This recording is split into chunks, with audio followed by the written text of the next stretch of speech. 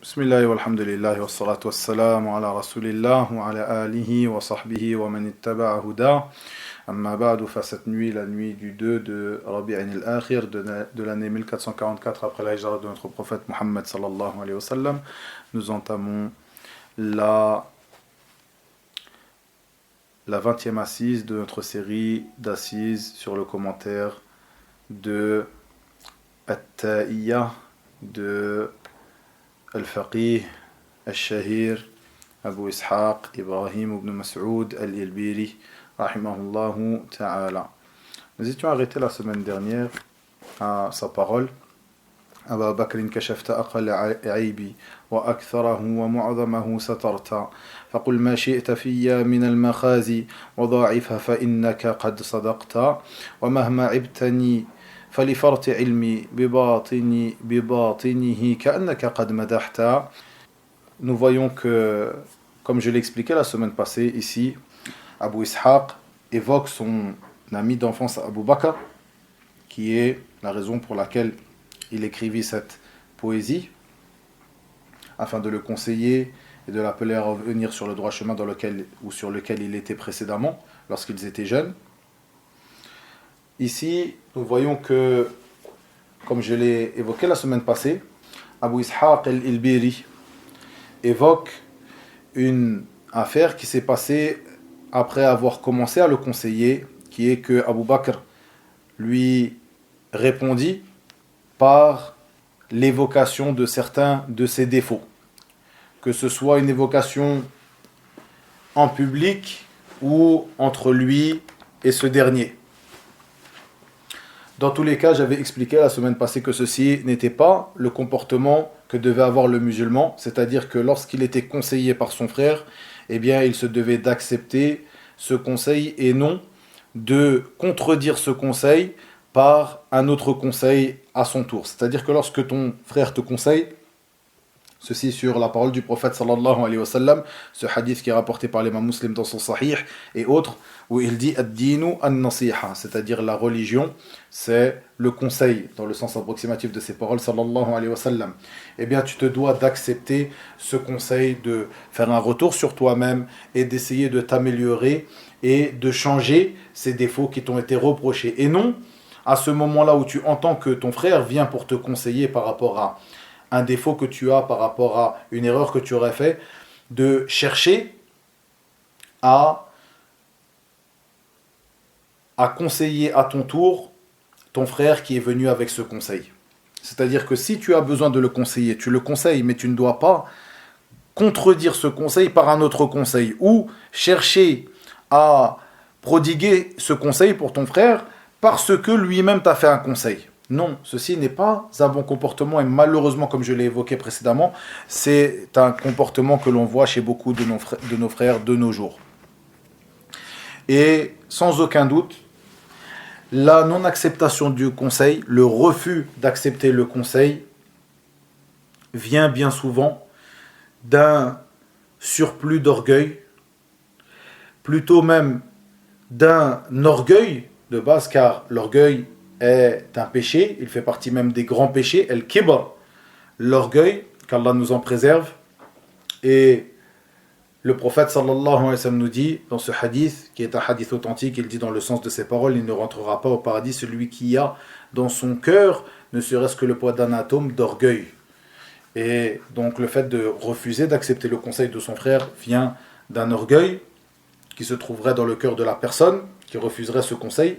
Ceci dans beaucoup de cas, je ne dis pas que ceci est une chose qui s'applique à toute personne qui refuserait le conseil, car parfois il se peut que la personne refuse le conseil parce que celui qui fait le conseil a mal fait le conseil, parce que ce conseil n'était pas attendu de lui et autre que cela.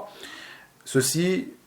sont des cas particuliers. Je parle du plus souvent lorsque une personne refuse un conseil, refuse de rechercher en lui-même si effectivement il se trouve ce défaut que son frère lui a reproché. Bien souvent ceci vient de l'orgueil. Et à l'inverse de cela, l'humilité, at-tawadhu', que j'ai expliqué la semaine passée. Et je voulais, avant de continuer l'explication de la poésie, faire un retour sur ce que j'ai expliqué la semaine passée concernant ce comportement noble qu'est at-tawadhu', c'est-à-dire l'humilité, le fait d'être humble. J'avais expliqué la semaine passée que ceci était le comportement des doués de raison, des gens intelligents, c'est le comportement des pieux, comme a adopté ce comportement ici Abu Ishaq al-Biri lorsqu'il accepta ces reproches que lui a fait Abu Bakr, ces reproches qui lui ont été faits, bien sûr, comme je l'ai dit, d'une mauvaise manière, puisque ces reproches lui ont été faits par Abu Bakr au moment où Abu Ishaq al-Biri avait prodigué ses conseils à cet ami d'enfance Abu Bakr, mais ceci ne l'a pas empêché d'accepter ses reproches et de dire, comme nous l'avons lu ici dans la poésie, de lui dire dans le sens de ses paroles que même si tu me fais tel et tel conseil, eh bien sache que ces conseils ne sont que une goutte d'eau dans l'océan de mes péchés et de mes défauts. Et ceci, sans aucun doute, est la voie des pieux et des gens doués de raison, de savoir que, quoi qu'il en soit, il connaît sa propre personne, il sait les péchés qu'il fait en apparent comme en secret, il sait que sa propre personne est bien pire que ce qu'il laisse paraître aux gens, comme le disait, comme je l'ai évoqué, comme le disait Al-Qahtani dans sa poésie, An-Nuniya, qui est une très belle poésie aussi, où il dit Wallahi law alimu qabiha sarirati la abas salam alayya man yalqani. C'est-à-dire, dans le sens de ces paroles, par Allah, s'ils savaient la laideur de ce que je cache de mes secrets, ils auraient refusé même de me passer le salam. C'est-à-dire, celui qui me rencontre aurait même refusé même de me passer le salam, de me saluer. Et ceci, comme je l'ai dit, est la voie des pieux. Ils savent très bien jauger leur propre personne. Et comme le disait Ibn al-Qayyim, rahimahullah ta'ala, celui qui connaît sa propre personne et qui reconnaît aux gens de mérite leur mérite, celui-ci aura certes frappé à la porte du succès, et Allah est celui qui ouvre les portes et qui accorde le succès. Tabaraka wa ta'ala. Je voulais donc, avant de continuer, faire un retour sur cela. J'avais évoqué aussi la parole de Abu Hatim al-Busti dans son livre, donc Ibn Hibban, dans son livre Rawdat al-Uqala, donc dans le sens le jardin de ceux qui sont doués de raison et d'intelligence, où il expliquait que at-tawadhu', donc l'humilité, est de deux sortes, une humilité louable et une humilité blâmable. Et l'humilité louable était le fait de délaisser l'enorgueillissement face aux serviteurs d'Allah tabaraka wa ta'ala, de délaisser le fait de les dénigrer, de les rabaisser, et le tawadhu', l'humilité qui était blâmable, était le fait de se rabaisser pour une personne qui a entre ses mains des biens d'ici-bas. Ceci pour arriver à ses fins et arriver à ce que possède cette personne entre ses mains parmi ses biens d'ici-bas. Ceci est, comme l'a dit Ibn al-Qayyim, comme je l'avais évoqué dans son livre Ar-Ruh, l'âme, ceci, donc cette humilité blâmable est ce qu'on appelle l'avilissement. Et donc Ibn al-Qayyim dans son livre Ar-Ruh nous a expliqué la différence qu'il y a entre l'humilité et l'avilissement. L'humilité et l'avilissement, le fait de s'humilier, d'être humble devant les prescriptions d'Allah tabaraka wa ta'ala, de ne pas s'enorgueillir, d'obéir aux injonctions d'Allah tabaraka wa ta'ala, aux ordres d'Allah tabaraka wa ta'ala, de s'écarter de ce que Allah tabaraka wa ta'ala a interdit. Et il avait expliqué aussi, rahimahullah, comme je l'ai lu la semaine passée, que ceci provient de la connaissance qu'a le serviteur de son Seigneur, sa connaissance de ses noms et attributs grandiose, tabaraka wa ta'ala. Ceci provient aussi de son amour qu'il a pour lui, de la manière qu'il a de le munifier, tabaraka wa ta'ala. De même que ceci provient, donc cette humilité provient de la connaissance du serviteur de sa propre personne, qu'il n'est qu'un serviteur faible et qu'il n'a de force que parce qu'Allah tabaraka wa ta'ala lui a attribué, azza wa jal. À l'inverse donc de l'avilissement, qui est cet avilissement, le fait de se rabaisser pour arriver à des biens de ce bas monde, pour arriver à ses fins. de se rabaisser jusqu'à délaisser des parties de sa religion. Et Ibn al-Qayyim rahimahullah évoqua aussi, et cette partie-là je ne l'avais pas évoquée, je commencerai le cours par cela, avait évoqué donc deux sortes d'humilité, de tawadu' qui est louable. Il dit, la première de ces sortes, dans le sens bien sûr approximatif de ces paroles, la première de ces sortes est que le serviteur s'humilie face aux injonctions d'Allah, aux commandements d'Allah tabaraka wa ta'ala, qu'il les respecte et qu'il lui obéisse. De même qu'il s'écarte de ses interdits. Qu'il s'écarte de ses interdits. Et la deuxième sorte de tawadu', d'humilité louable, est l'humilité face à la grandeur et la munificence du Seigneur des mondes tabaraka wa ta'ala. De s'avilir devant sa puissance, devant sa grandeur, Azza wa Jal, et de reconnaître la faiblesse de nos propres personnes. Dans le sens approximatif de ces paroles, et celui qui veut revenir à cette partie de son livre, rahimahullah ta'ala, qu'il le fasse car ceci est très intéressant. Puis, Al-Ilbiri nous dit فَلَا تَرْضَ الْمَعَايِبَ فَهِيَ عَارٌ عَظِيمٌ يُورِثُ الْمَحْبُوبَ مَقْتَى ويهوي بالوجيه من الثرايا ويبدله مكان الفوق تحتا كما الطاعات تبدله et dans une version تبدلك الدراري وتجعلك القريب وإن بعدت. Ici, dans le sens approximatif de ces paroles, et il dit aussi donc le dernier de ces vers que j'expliquerai aujourd'hui, وتنشر عنك في الدنيا جميلا وتلقى البر فيها حيث شئت. Il dit dans le sens approximatif de ces paroles ici dans ces vers, ولا ترضى المعايب فهو عار أو فهي عار عظيم يورث المحبوب مقتا. Donc n'accepte pas les défauts. Il appelle son ami d'enfance Abu Bakr, comme ceux qui lisent et qui entendent cette poésie, à ne pas accepter les défauts, car ceci est quelque chose de blâmable et c'est une honte. Ces défauts-là qui sont évoqués, ce sont une honte pour la personne. Une honte qui fait que la personne qui t'aime et qui t'a aimé en vienne à te détester à cause de ces défauts. Puis il dit, ces défauts-là qui te sont reprochés, qui sont évoqués, font tomber une personne de très haut, jusqu'à ce qu'ils disent qu'elle le fait tomber de Ath-Thuraya. Et nous allons voir que Ath-Thuraya est une constellation qui est connue, qui sont la constellation des Pléiades, si je ne dis pas de bêtises, qui est la constellation qui est connue comme étant la constellation des Pléiades, qui s'appelle la constellation des Pléiades, si je ne dis pas de bêtises, qui est une constellation qui était connue chez les Arabes, qu'ils appelaient Ath-Thuraya. Et puis il dit et dans une version et qui te font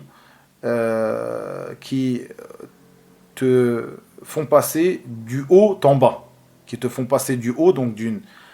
place haute que tu avais, vers le bas, tout au bas. Elle fait tomber les gens. Ces défauts-là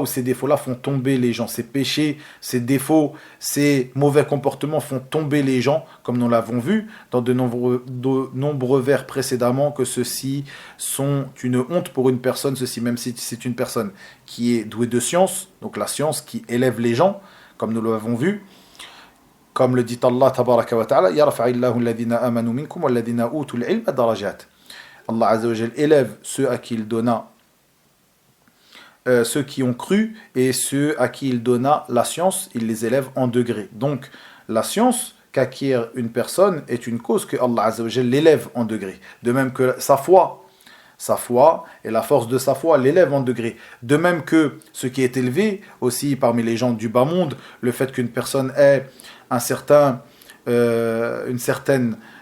place dans la société. Eh bien, tout cela, si une personne qui est comme cela, c'est-à-dire une personne qui a une certaine place, une personne qui a de la science, un étudiant en sciences, un savant, si cette personne-là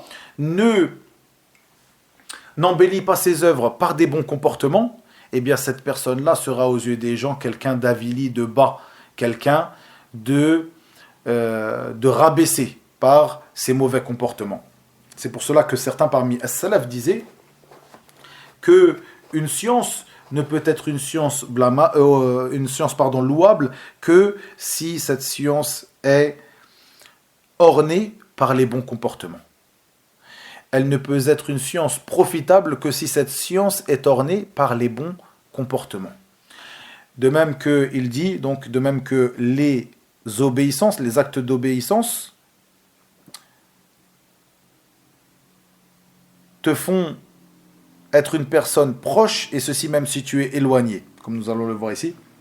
Elles te font atteindre les étoiles, elles te grandissent jusqu'à te faire atteindre les étoiles, c'est-à-dire ces bons comportements et ces actes d'obéissance te font grandir jusqu'à atteindre les étoiles. Et ceci me rappelle un athar qui est rapporté par Ibn Abbas, ou qui est rapporté d'Ibn Abbas, radiyallahu anhuma, qui disait: certes, la mauvaise action a une trace ou laisse une trace sur le visage, de même que la bonne action laisse une trace ou laisse une lumière sur le visage. Puis il dit: donc ces bonnes actions et ces bons comportements, eh bien elles font que tu es reconnu, que tu es connu en bien dans cette vie d'ici-bas, et que tu rencontreras le bien où que tu sois. Ceci est une cause de bien, ceci te ramène du bien dans ta vie d'ici-bas comme dans ton au-delà. Inch'Allah ta'ala, le fait de pratiquer les bonnes œuvres et de s'orner et d'orner ses œuvres par le bon comportement. C'est-à-dire ici, donc dans ces vers, il appelle son ami Abu Bakr, comme ceux qui écoutent et lisent cette poésie, à orner nos bonnes actions par les bons comportements, à orner notre action comme par exemple l'étude de la science, l'apprentissage de la science, l'enseignement de la science, comme il l'a évoqué, il a appelé son ami, comme nous, ceux qui lisons et qui apprenons cette poésie, tout au long de cette poésie, à apprendre la science, à avoir un intérêt particulier, à porter un intérêt particulier à la science religieuse, eh bien, ici, il nous appelle aussi à orner cette science religieuse que nous apprenons par les bons et honorables comportements, comme l'humilité, comme tous ces comportements qui ont été évoqués précédemment, et donc le plus proche de nous, ici, l'humilité et le fait de délaisser l'enorgueillissement. C'est-à-dire que toutes ces choses-là, si tu les pratiques, eh bien, ces choses-là t'élèveront dans cette vie d'ici-bas comme dans l'au-delà. Et si tu les délaisses et plutôt tu pratiques les péchés ou les mauvais comportements, eh bien, ces choses-là seront une cause de honte sur toi dans cette vie d'ici-bas comme dans l'au-delà.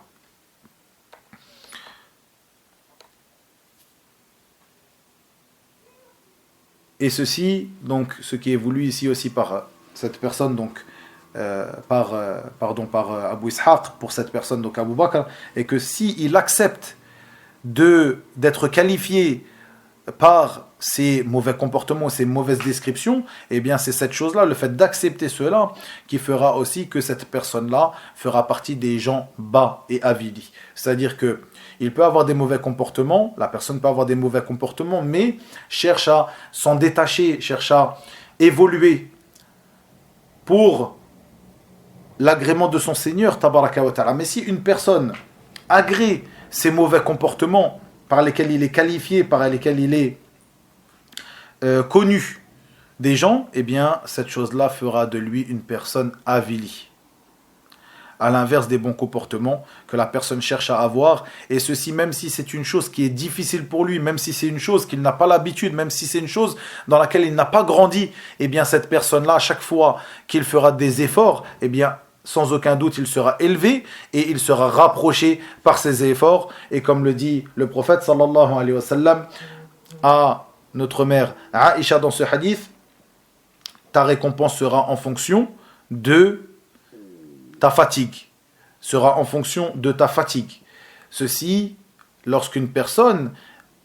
essaye de se parer ou de s'orner ou de pratiquer une chose qui est difficile pour elle, bien sûr, la fatigue n'est pas recherchée en soi. On ne recherche pas une chose, on ne recherche pas la fatigue, en soi. Mais si cette chose est difficile, eh bien sans aucun doute, la personne qui aura plus de facilité à atteindre degré ou à atteindre cette pratique ou à atteindre ce comportement, cette personne qui sera à qui il sera plus facile pour elle ne sera pas comme la personne qui fera des efforts journaliers pour rester dans cette bonne pratique et être paré de ce bon comportement. Ici, nous voyons ce hadith où le prophète sallallahu alayhi wa sallam nous dit, ce hadith qui est rapporté par l'imam al-Bukhari, où il nous dit, selon Abu Hurayra radiyallahu anhu, dans le sens de ses paroles, sallallahu alayhi wa sallam, que Allah azza wa jal, lorsqu'il aime un serviteur, il appelle Jibril et il dit que certes Allah a aimé un tel, aime-le. Et Jibril l'aime donc. Puis Jibril appelle les habitants du ciel et leur dit que Allah a aimé un tel parmi ses serviteurs, aimez-le. Et les habitants du ciel l'aiment alors. Puis il est accepté après cela par les gens de la terre, c'est-à-dire que Allah Azza wa Jal fait qu'il soit accepté auprès des gens de la terre. Ceci lorsque la personne est arrivée à être aimée d'Allah Tabaraka wa Ta'ala en se rapprochant de lui par les œuvres obligatoires en premier lieu, puis par les œuvres surérogatoires, comme ceci est rapporté dans ce hadith, qui est un hadith qudusi, où Allah Azza wa Jal nous dit, dans le sens de ses paroles, le serviteur ne s'est pas rapproché de moi par une chose telle que ce que je lui ai imposé par les œuvres obligatoires. Puis, il se rapproche de moi par les œuvres surérogatoires. Et à partir de là, si cette personne devient aimée d'Allah Tabaraka wa Ta'ala, Allah Azza wa Jal demande à Jibril de l'aimer, puis Jibril demande aux habitants du ciel de l'aimer, puis les habitants de la terre l'aiment alors car Allah Azza wa Jal fait que ces derniers l'acceptent. Et ceci est la récompense dans cette vie d'ici-bas, avant l'au-delà, de cet amour d'Allah Tabaraka wa Ta'ala par ses œuvres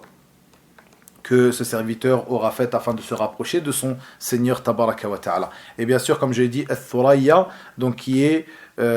si je ne dis pas de bêtises, donc la constellation des Pléiades, qui est une constellation connue, et qui était une constellation connue chez les Arabes, et qu'ils avaient l'habitude de dire qu'il y a entre tel et tel comme entre tel et tel, entre Thara wa Thuraya, entre telle constellation et telle constellation, c'est-à-dire qu'il y a une longue distance entre un tel et un tel, de même qu'il disait qu'un tel atteint Thuraya, c'est-à-dire qu'il atteint les hauts degrés par telle et telle chose, etc., etc. Donc ils avaient l'habitude de donner l'exemple, de prendre en exemple Thuraya, une chose qui est lointaine, une chose qui est connue, et une constellation qui est connue chez eux. Donc qui est la constellation des Pléiades, Wallahu alam, il me semble que c'est cette constellation. Donc ici il dit que cette personne qui se parera des bons comportements et des adorations, des obéissances à Allah Azza wa Jal, cette personne-là aura atteint, sera arrivée jusqu'à Al-Thuraya, donc cet endroit lointain qui est cette constellation lointaine. Et ici se termine le cours d'aujourd'hui où Abu Ishaq al-Ilbiri nous appelle, encore une fois nous parer des beaux et nobles comportements, et ceci est la base et le sujet de cette poésie At-Ta'iyya, afin d'appeler Abu Bakr, de même que ceux qui écoutent et qui apprennent cette poésie et qui l'entendent, le fait de se parer des bons comportements, d'œuvrer les bonnes œuvres, de rechercher la science bénéfique, toutes ces choses qui font que le serviteur trouve la félicité dans cette vie d'ici-bas comme dans l'au-delà. Wa ilahuna wa billahi tawfiq. Wa sallallahu wa sallam wa barak ala nabiyyina Muhammad wa akhiru da'wana anil hamdulillahi rabbil alamin.